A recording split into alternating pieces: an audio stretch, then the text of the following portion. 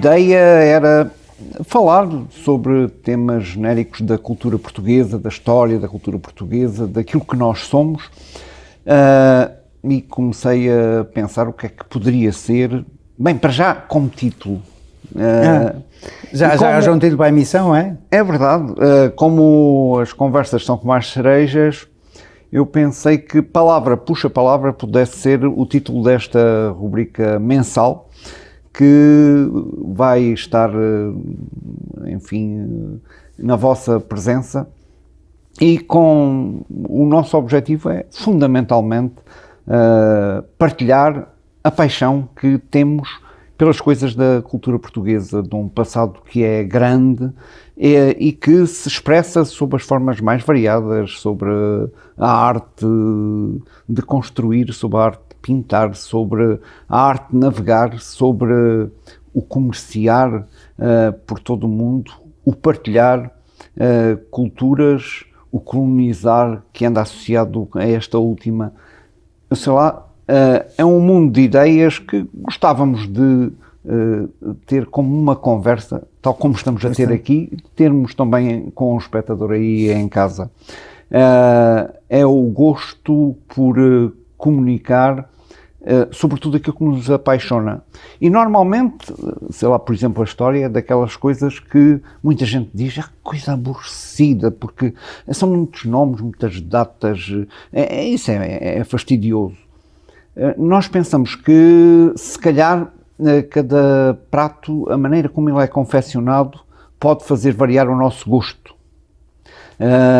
E pensamos que a fase de tentar compreender o passado, muito mais do que memorizar nomes e datas que esquecemos imediatamente, tentar compreender quem somos por aquilo que veio de trás, tentarmos dar um salto em frente, e quando damos o salto, normalmente recuamos para depois saltar. É este recuo para podermos saltar, é este compreender o que é o passado, que no fundo nos move neste contacto mensal que pretendemos ter consigo, amigo espectador.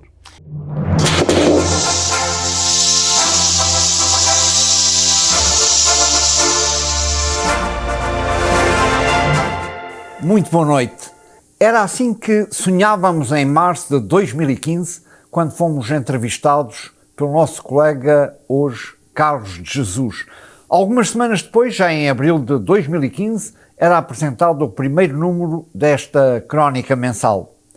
Nós não imaginávamos há 10 anos atrás que ainda hoje aqui estivéssemos em ondas e que fôssemos recebendo ao longo deste tempo testemunhos de que a nossa aposta seguia no bom caminho.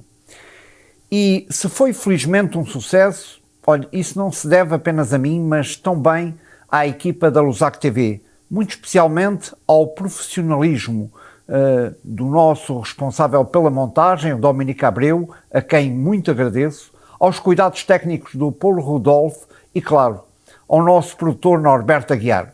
O seu convite para fazermos esta rubrica não continha qualquer limitação nas temáticas que quiséssemos abordar, mas o sucesso deve-se sobretudo a si, que nos escuta e vê regularmente e que nos sugere pelos diferentes meios temas a abordar neste espaço.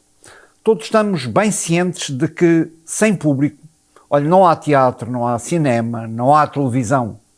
Parafraseando o que dizíamos naquela entrevista em 2015, tudo depende da forma como o prato é cozinhado. Claro que umas vezes saiu melhor que outras, mas julgamos que o menu variado foi satisfazendo os comensais. Para não enjoar, olha, fomos sempre variando a receita. História de Portugal, bom, foram mais de 30%. Seguindo-se a história da arte e a história universal, com cerca de 18% cada uma, mas outras temáticas foram abordadas, como por exemplo a história das mentalidades, a teoria da história, a música, a literatura ou mesmo a antropologia. De resto, as temáticas embrincam umas nas outras. No mundo em que vivemos, se cada vez há uma maior especialização dentro dos diferentes domínios, há, ironicamente, uma necessidade por isso mesmo, de permeabilidade entre as diversas áreas, aquilo a que pomposamente se chama a necessidade de uma interdisciplinaridade. Houve ligações de que gostámos, particularmente, e que foram muito bem acolhidas pelos espectadores. Estou a pensar, por exemplo, em 2023, com os programas sobre o bacalhau, o café, o açúcar, os escravos, a apropriação cultural, os juízes da história, o puritanismo na imagem e a censura. Cada tema foi sempre abrindo com naturalidade a ponte para o tema seguinte e creio que foi muito bem compreendida esta nossa intenção.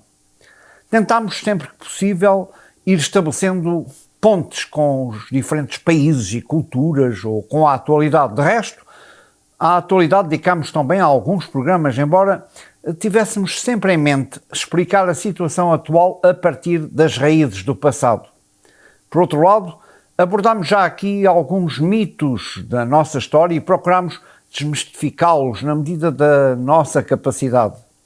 E procurámos sempre ter em mente que o nosso auditório era extremamente diversificado.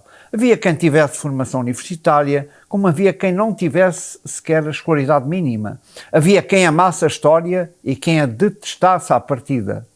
E este auditório foi-se alargando e crescendo sempre, sobretudo quando, por sugestão de inúmeros telespectadores, nos foi sugerido que publicássemos os episódios no Facebook e mais tarde os reuníssemos num grupo do Facebook chamado exatamente Palavra Puxa Palavra, onde regularmente várias largas centenas de pessoas, agora já não apenas do Quebec ou do Canadá, mas espalhadas pelo mundo, sobretudo em Portugal, vão acompanhando estas nossas crónicas.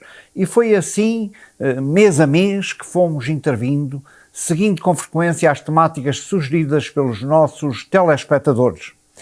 É esse reflexo, esse eco, esse feedback, como se diz em bom português, que aqui queremos agradecer neste momento em que festejamos consigo 100 crónicas.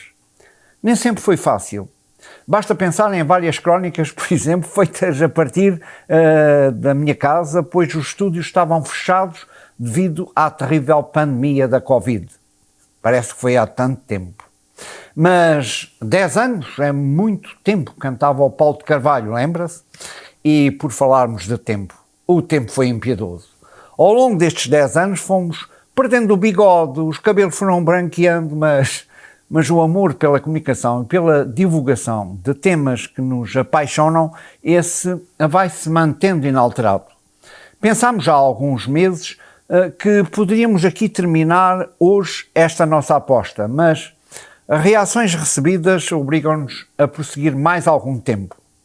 Na nossa última crónica, interrogávamos-nos sobre para que serve a história. O mesmo nós podemos dizer desta crónica cultural. Para que serve, afinal, falar de cultura? Nós pensamos que, no fundo, o que fica da sua parte, espero, foi o contributo eventual para alargar as suas perspectivas, os seus pontos de vista. Já alguém definiu a cultura como sendo tudo aquilo que fica depois de termos esquecido tudo aquilo que aprendemos. É isso mesmo que lhe sugiro, caro amigo ou cara amiga. Esqueça tudo o que falamos. O que restar, espero que lhe seja útil. E se assim for, o sonho que acalentávamos já há 10 anos concretizou-se, pois pelo sonho é que fomos, como dizia o poeta. Para nós, pessoalmente, o que vai ficando é um sentimento de amizade consigo, renovado mês a mês neste espaço de encontro e de reflexão que dá pelo nome de Palavra Puxa Palavra. No final desta crónica, tão diferente das anteriores, fica aquele grande abraço de amizade, especialmente para si, e que se foi criando ao longo destes 10 anos. Até ao próximo Palavra Puxa Palavra.